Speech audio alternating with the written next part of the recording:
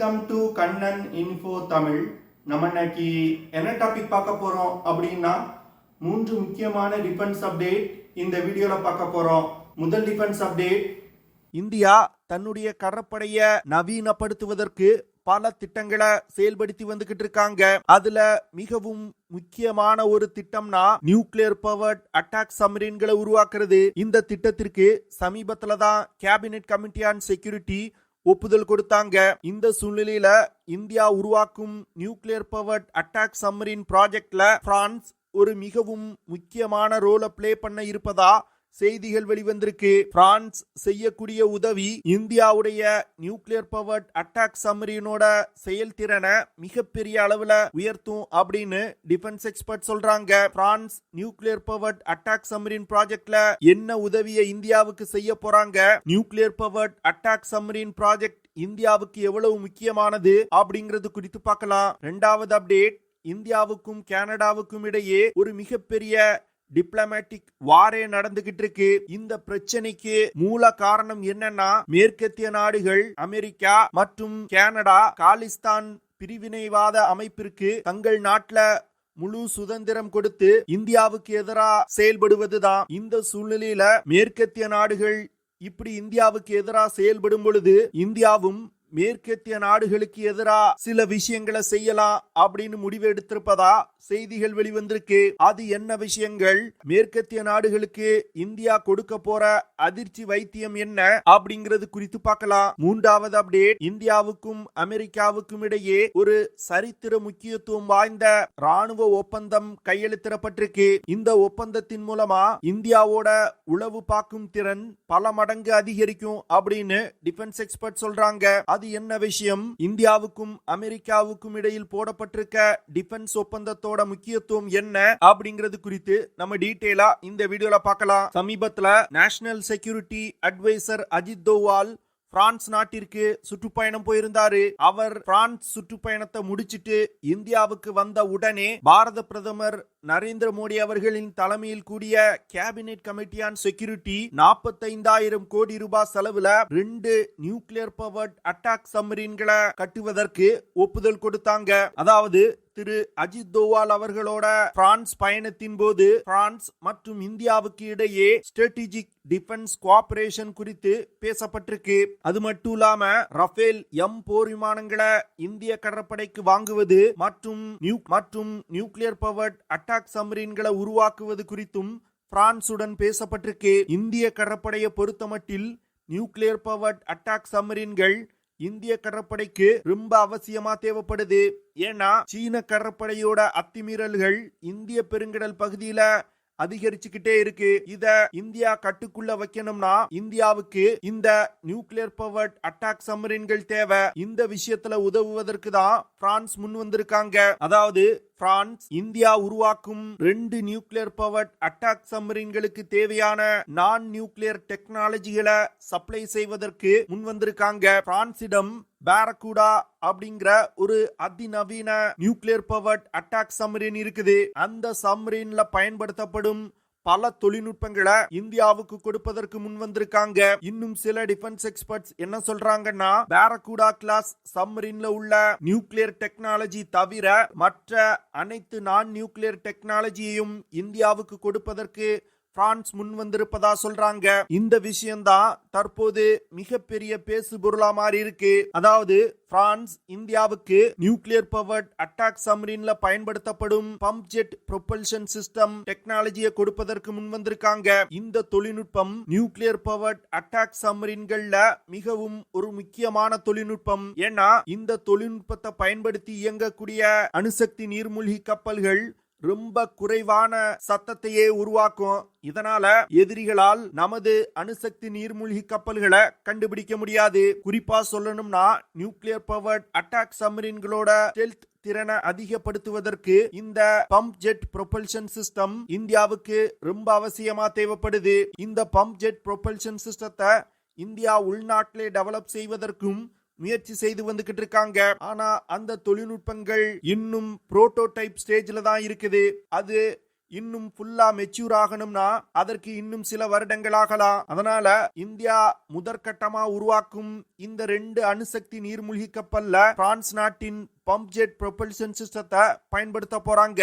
அதற்கு பிறகு 2வது ஸ்டேஜ்ல உருவாக்கப்படும் நியூக்ளியர் பவர்ட் அட்டாக் சப்மரீன்ல இந்தியா உள்நாட்டிலே டெவலப் செஞ்சிருக்க பம்ப் ஜெட் ப்ரொபல்ஷன் சிஸ்டத்தை பயன்படுத்துவதற்கு திட்டமிட்டிருக்காங்க. பல இந்திய தனியார் நிறுவனங்கள் பம்ப் ஜெட் ப்ரொபல்ஷன் சிஸ்டத்தை உருவாக்கக்கூடிய இறுதி கட்டத்துல இருக்காங்க. அதனால இன்னும் சில வருடங்கள்ல இந்தியா சொந்தமா தன்னுடைய பம்ப் ஜெட் ப்ரொபல்ஷன் சிஸ்டத்தை உருவாக்கிடுவாங்க. அது மட்டும் இல்லாம பிரான்ஸ் தற்போது தன்னுடைய பம்ப் ஜெட் ப்ரொபல்ஷன் சிஸ்டத்தோட தொழில்நுட்பத்தை இந்தியாவுக்கு கொடுப்பதற்கு முன் வந்திருக்கிறதுனால இந்த தொழில்நுட்பத்தை இந்திய தனியார் நிறுவனங்கள் பயன்படுத்திக் கொள்ள முடியும். இதனால வரும் காலத்துல அதிக ஸ்டெல்த் திறன் கொண்ட நியூக்ளியர் பவர்ட் அட்டாக் சப்மரீன்களை இந்தியாவால உருவாக்க முடியும். இந்தியாவின் வார்ஷிப் டிசைன் பீரோ அப்படிங்கிற அமைப்பு தான் இந்த நியூக்ளியர் பவர்ட் அட்டாக் சப்மரீன்களை டிசைன் செஞ்சிருக்காங்க. Warship design bureau nuclear powered attack சப்மரீன்ல பம்ப் ஜெட் ப்ரொபல்ஷன் சிஸ்டத்தை எந்த இடத்துல இணைப்பது அப்படிங்கிற பல விஷயங்களை ஏற்கனவே முடிவு செஞ்சிட்டாங்க. அதனால பிரான்சிடம் இருந்து வாங்கப்படும் பம்ப் ஜெட் ப்ரொபல்ஷன் சிஸ்டத்தை ரொம்ப எளிதா இந்தியா உருவாக்கும் நியூக்ளியர் பவர்ட் அட்டாக் சப்மரீன்ல இணைக்க முடியும். பிரான்ஸோட நியூக்ளியர் பவர்ட் அட்டாக் சப்மரீனை விட இந்தியா உருவாக்கும் நியூக்ளியர் பவர்ட் அட்டாக் சப்மரீன்கள் அளவில் பெரியதா இருக்கும். இருந்தாலும் பிரான்ஸ் தன்னுடைய சப்மரீன்ல பயன்படுத்திய பெரும்பாலான தொழில்நுட்பங்களை இந்தியாவால பயன்படுத்த முடியும். பிரான்ஸ் நியூக்ளியர் பவர்ட் அட்டாக் சப்மரீன்களுக்கு தேவையான நான் நியூக்ளியர் டெக்னாலஜிகளை கொடுக்க முன்வந்திருக்கிறதுனால இந்தியாவுடைய nuclear powered attack submarine project இன்னும் ஓரிரு வருடங்கள்ல வெற்றிகரமா முடிக்கப்படும் அப்படின்னு டிஃபென்ஸ் எக்ஸ்பர்ட் சொல்றாங்க. அடுத்த அப்டேட், சமீபத்துல கனடா மற்றும் இந்தியாவுக்கு இடையே ஒரு மிகப்பெரிய டிப்ளமேட்டிக் வாரே நடந்துகிட்டு இருக்கு. கனடா ஹர்தீப் சிங் நிஜார் கொலை வழக்குல இந்திய தூதரகத்துல பணியாற்றக்கூடிய முக்கியமான அதிகாரிகள் மீது குற்றம் சுமத்துறாங்க. இந்த விஷயம்தான் தற்போது இரு நாடுகளுக்கும் இடையிலான பிரச்சனைய அடுத்த கட்டத்திற்கு எடுத்து சென்றிருக்கு. கனடா குற்றம் சுமத்திய உடனே தன்னுடைய டிப்ளமேட்ஸ கனடால இருந்து இந்தியா திரும்ப பெற்றுட்டாங்க. அது மட்டும் இல்லாம இந்தியால இருக்கக்கூடிய 6 கனடியன் டிப்ளமேட்ஸ உடனடியா இந்தியாவை விட்டு வெளியேறணும் அப்படின்னு சொல்லியிருக்காங்க. கனடா மற்றும் இந்தியாவுக்கு இடையிலான பிரச்சனைக்கு மூல காரணம் என்னன்னா, காலிஸ்தான் பயங்கரவாத இயக்கத்திற்கு கனடா, மேற்கத்திய நாடுகள் மற்றும் அமெரிக்கா ஆதரவு தெரிவிப்பதுதான். அமெரிக்கா, கனடா மற்றும் மேற்கத்திய நாடுகள்ல காலிஸ்தான் பயங்கரவாத இயக்கம் வெளிப்படையாகவே செயல்படுது. இந்தியால இருந்து காலிஸ்தான் அப்படிங்கிற ஒரு தனி நாட்டை உருவாக்குவது குறித்து கனடா, அமெரிக்கா மற்றும் ஐரோப்பால இருக்கக்கூடிய சீக்கியர்களிடம் பிரச்சாரம் செய்யறாங்க. அது மட்டும் இல்லாம கனடா, அமெரிக்கா போன்ற நாடுகள்ல செயல்படக்கூடிய காலிஸ்தான் பயங்கரவாதிகள் இந்தியால சில தீவிரவாத செயல்கள்லையும் ஈடுபடுறாங்க. காலிஸ்தான் பயங்கரவாத இயக்கங்கள் அவங்க நாட்டுல சுதந்திரமா செயல்படுவது குறித்து கனடா மற்றும் அமெரிக்காவிடம் பல முறை இந்தியா எடுத்து சொல்லியிருக்காங்க. ஆனா காலிஸ்தான் பயங்கரவாத இயக்கத்திற்கு எதிராக அவங்க எந்த நடவடிக்கையும் எடுக்கல. இந்த சூழ்நிலையில ரஷ்யாவுடைய செய்தி நிறுவனமான ஸ்புட்னிக் ஒரு ஆர்டிக்கலை பப்ளிஷ் பண்ணியிருக்காங்க.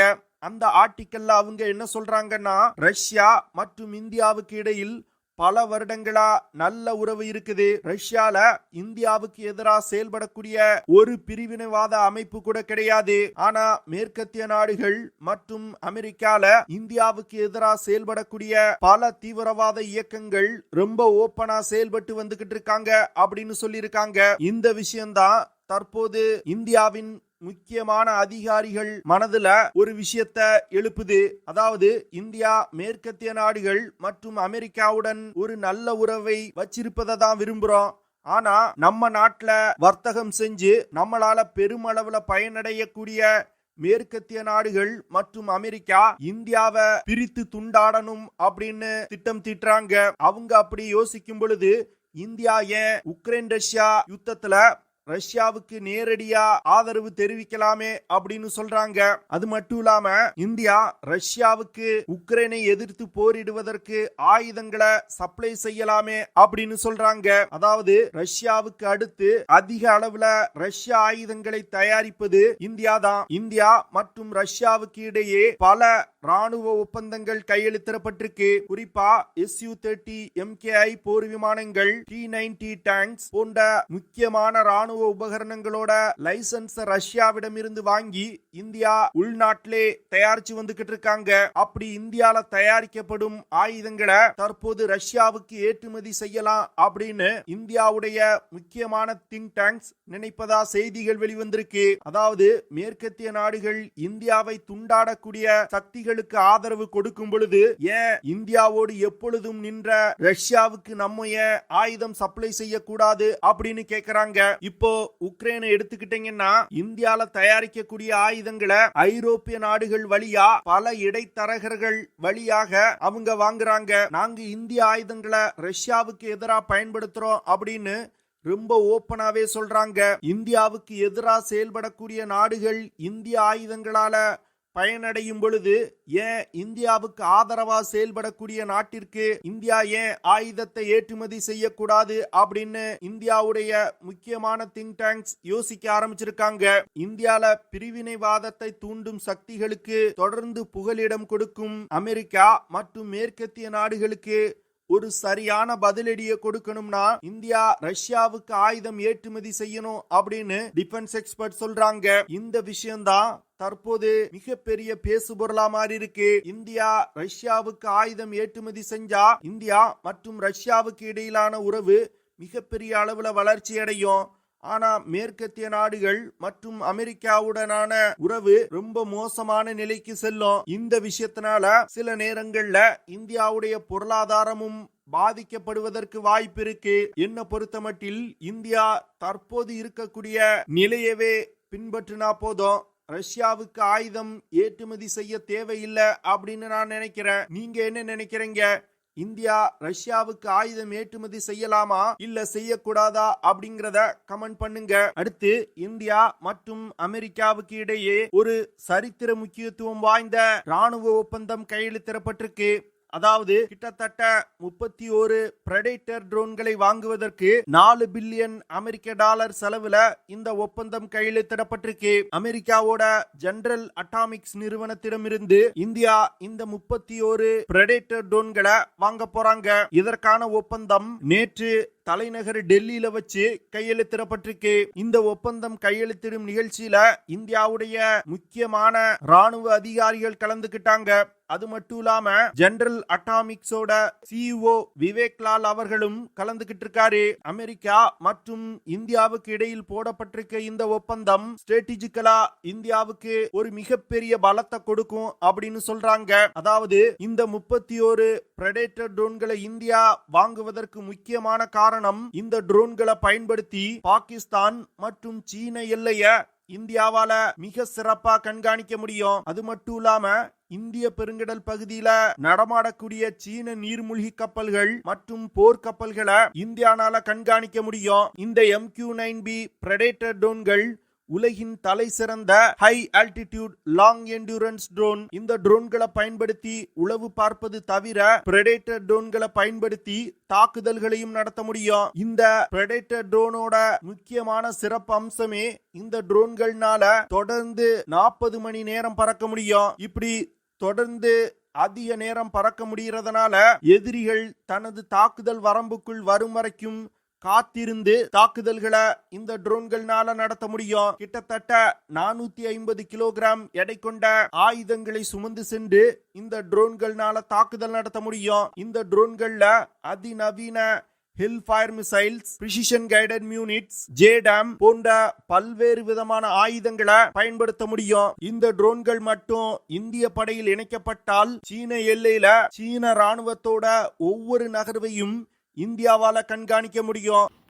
ஓகே ஃப்ரெண்ட்ஸ், நம்ம வீடியோவோட நிறைவு பகுதிக்கு வந்துட்டோம். இதெல்லாம் தான் நான் உங்ககிட்ட ஷேர் பண்ணணும் அப்படின்னு நினைச்ச விஷயங்கள். ஐ ஹோப் நான் ஷேர் பண்ண விஷயங்கள் உங்களுக்கு பிடிச்சிருக்கும்னு நினைக்கிறேன். அப்படி பிடிச்சிருந்துச்சுன்னா ஷேர் பண்ணுங்க, லைக் பண்ணுங்க, கமெண்ட் பண்ணுங்க, மறக்காம நம்ம சேனலுக்கு சப்ஸ்கிரைப் பண்ணுங்க. See you in the next video. Jai Hind.